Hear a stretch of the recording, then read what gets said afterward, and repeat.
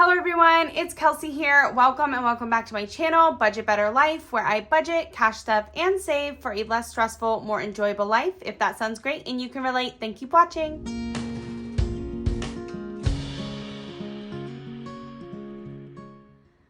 Okay everyone, so today we are finally going to be setting up June's budget and we're going to be doing week 1 of June. So as you can see, there's 4 weeks here on my budget, and I know that in my last video I discussed switching from weekly budgeting and weekly cash stuffing to doing a bi-weekly or twice a month, and yeah, let me tell you what happened.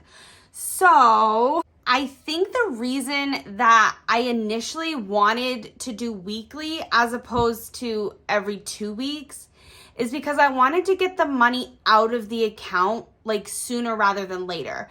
And if you guys have watched my bill unstuffing video, it might have been one of the last couple of videos I posted, but I mentioned talking about how pulling the money out and putting it into the binders helps me know that all the money is there for what it's intended to be there for, which is paying bills and not just getting spent and then not having the money for the bill.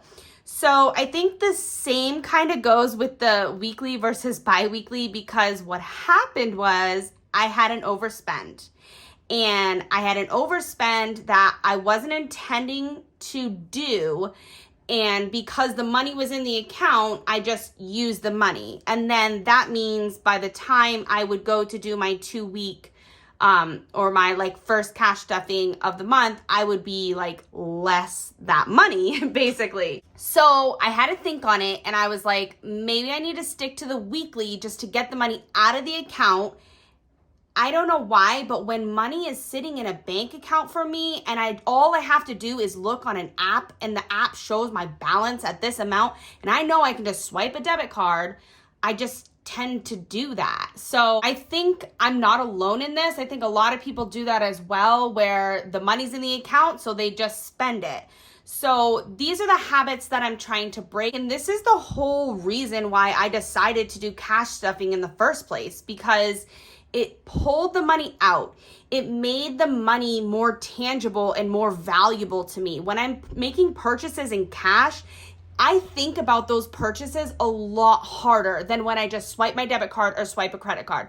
I literally go, oh my gosh, do we really need this toothpaste? Or maybe we could get this super cheap one. So it's just something about physically paying in cash makes a difference for me. So all of that to say, I am not going to be switching over to doing bi-weekly. I'm going to be doing weekly. I'm going to stick with what is working. And I'm already kind of into the month a little, so things are a little wonky this week.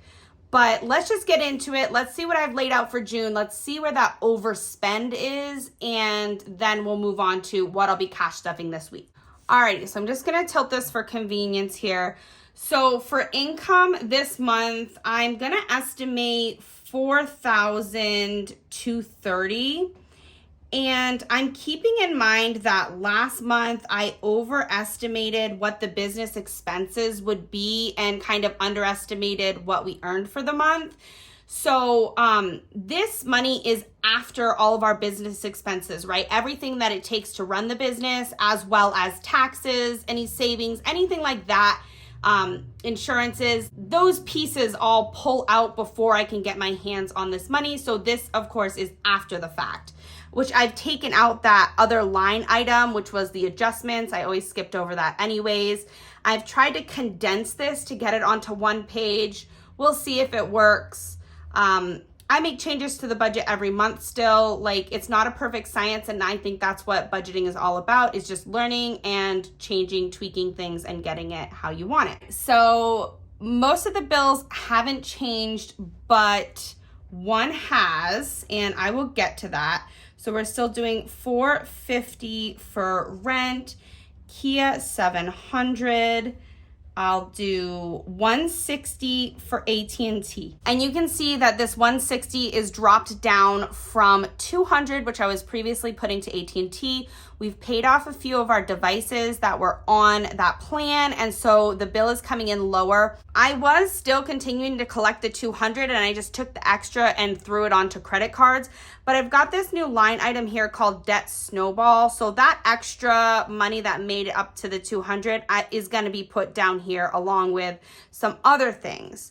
Now, I will say we are currently in the process of refinancing this Kia payment from 700, but I'm thinking that I'll do the same thing that I was doing before with the AT&T, where I'll still collect the 700 and then any extra will just get thrown onto the vehicle loan. I'm probably not going to break this down and put it into Debt Snowball once that gets refinanced, just because I will actually throw the full 700 right onto the car loan. So that's what's going on with that. But in my next video, which will be my debt update, you guys will see what I refinanced for and what that new payment will be. I'll explain that then. So Progressive is 80. Perfect. Wow, not really perfect, but that's okay. Handwriting's getting worse. Okay, so 80 for Progressive as usual, 125 for storage. That hasn't changed. Subscriptions and auto withdrawals actually has gone down. We ended up canceling something and that is now going down to 140. So that's where that is. And if you guys know, I've mentioned before, my embryo storage is actually included in this number. And they just shifted me to an off-site location. So this might be changing higher or lower depending on what that new fee is going to be for the embryo storage. Alrighty, so then we've got credit cards. Now, again, just like with the AT&T, I've changed this around a little bit. So 145 is about what I'm putting on credit card minimums at this point, just because I've paid off so many of the credit cards that really the extra money that made up the 280 is just getting thrown onto the next card. It's like a true debt snowball. So my debt snowball at this point will be 175. So I'm going to do it like that and see how that goes. So let's try this out for this month, pulling the amount separately and allocating that to the next credit card. So that makes a total for this of 1,975. Perfect. And that's going to leave us a remainder of 2,255. Alrighty. So with 2,255, that drops us down into our cash envelopes. So for groceries, I think I'm going to go with 400 this month and put the additional 20 each week into a gas envelope. Since it is summer and we are using the personal vehicle a little bit more, we're doing more traveling on the weekends to see friends and family. I think that's going to work out. Household, I have combined pets as well as the household items, toiletries, diapers, all of that stuff. So we're going to do 150 there. And coffee, we will do 80. That's about $20 a month. A month? No, that's about $20 a week, which is about right, except for the fact that I still feel like we need to make an espresso order. So when we end up spending this money at Starbucks, it doesn't get to go towards an espresso. So I don't know. We'll see how that goes again for this month. That's what we've been doing. We really enjoy it. It's like a treat for us. It's time to get out and take a little drive and you get a little coffee. It's a really nice thing. So anyways, I think takeout will drop down to 40 here because date night is actually going to be at 100, and hopefully I can get this up there because our wedding anniversary is actually this month. And it is our 7-year wedding anniversary, and we have been together for 9 years total. So it would be really nice if we got to go out to eat, get a babysitter for the kid, and actually go out for our anniversary and have a nice meal. So that is what I'm hoping to be able to do this month.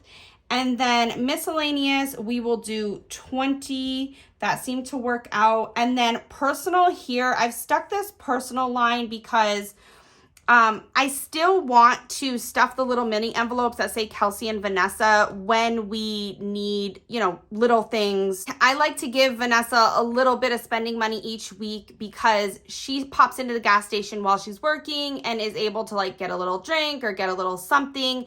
She's on the go. She's on the road a lot during the week, and so that's a nice thing for her to have. And then also if I give her a little bit of cash, it keeps from spending on the cards. So that has been working out. So I've combined my envelope, her envelope, and the beauty envelope into one.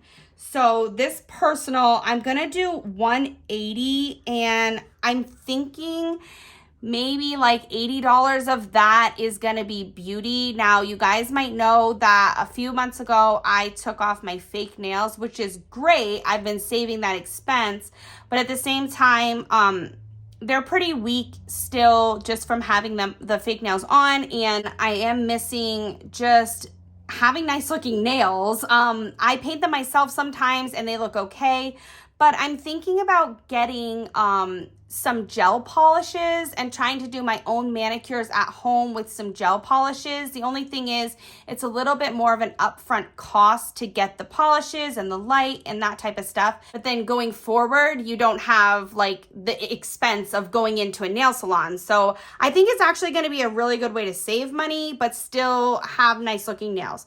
So we'll see if I'm able to do that this month or not, but that's what I have allocated. The 182 is my envelope, Vanessa's envelope, and beauty. So we'll see. This totaled all together comes to 1,050. And that leaves a budget remaining of 1,205. Perfect. So with that 1,205, we'll drop down into sinking funds. Now, I got rid of a lot of the other sinking funds that I'm kind of considering to be more like long-term savings. Oh, not long-term, but like short-term savings. And these are more like sinking funds. So we'll see how this goes. But the travel envelope, I definitely want to keep, and I absolutely need to bulk this envelope up this month. So I'm allocating $400 because in July, we will be doing a lot of traveling, and we have a weekend booked in Maine, and that's going to be really fun. And so I want to make sure I've got enough money to cover the Airbnb and spending money for the weekend, as well as any other traveling that we're going to be doing in July. It's obviously the 4th of July next month. We do a lot of traveling. We visit family, we do barbecue. So I want to make sure we've got some money in this travel envelope to be able to do those things in July and not like get all the way through June, get to July and be like, oh no, we don't have any money. So 400 is what I'm putting there. Hopefully that happens for us. And then I have budgeted nothing into this household envelope. And I will say this household envelope, I want to be like a real sinking fund for things that we need in the house that isn't like normal toiletries and stuff like that. I'm talking about things like curtains, extra items and pieces for the actual house. So that's what I wanted this sinking fund to be, which is kind of funny because I have household here and household there. But that's kind of my idea because I know that there's items that we purchase for the house that, you know, are a little bit more expensive than just your normal monthly household expenses. But anyways, I did not allocate any money to this month. Moving on.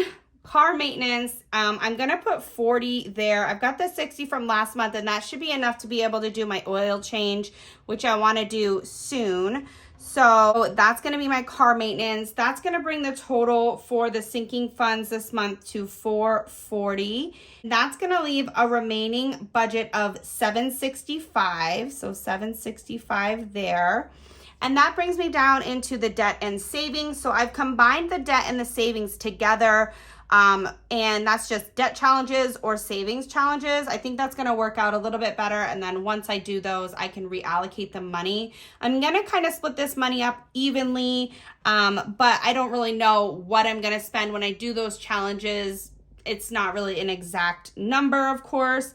So I'm just gonna throw 380 here, and I'll throw 385 here, and that will give me the 765, which will bring us down to a zero-based budget, which is wonderful. So that moves us over into week 1 of June.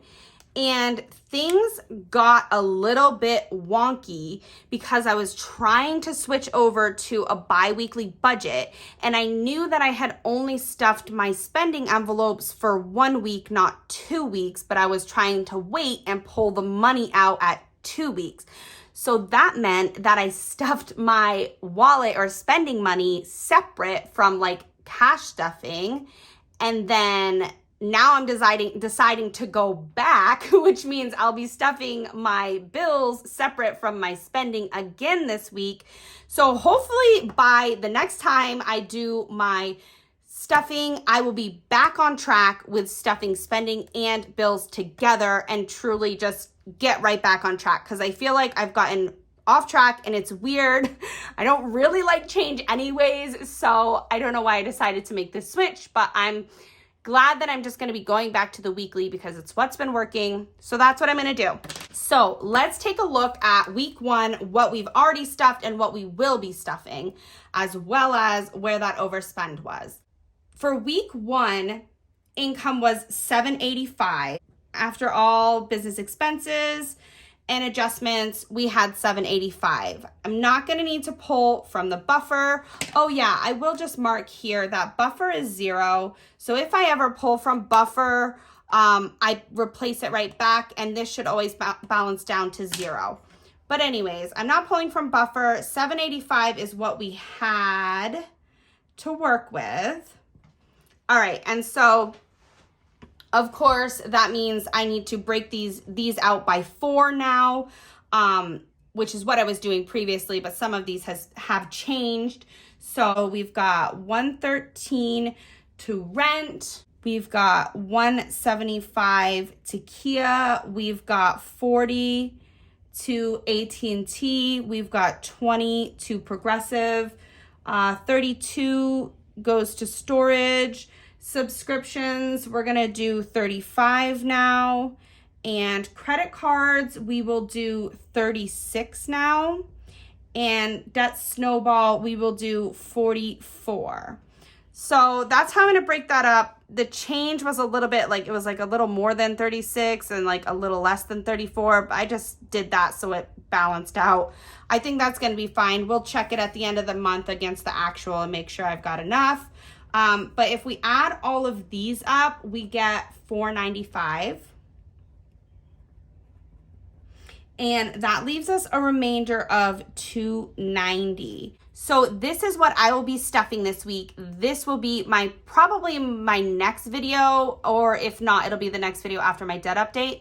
But this will be what I'm stuffing because I have already stuffed my A7 wallet for the week. So let's take a look at what we did there.